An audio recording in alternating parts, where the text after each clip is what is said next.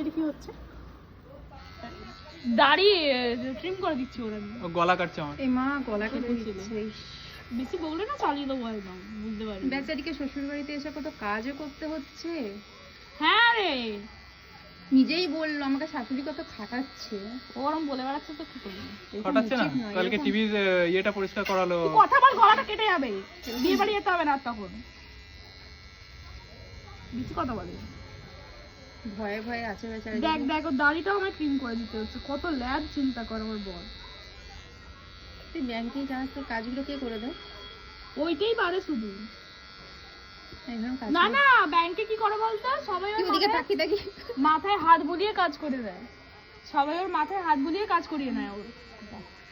হ্যাঁ, নিজের কাজগুলোও করিয়ে নেয়, আর ও নিজের কাজগুলো বাদ দিয়ে লোকের কাজ করে শুধু, তাই তো? এখন ভয়ে চুপচাপ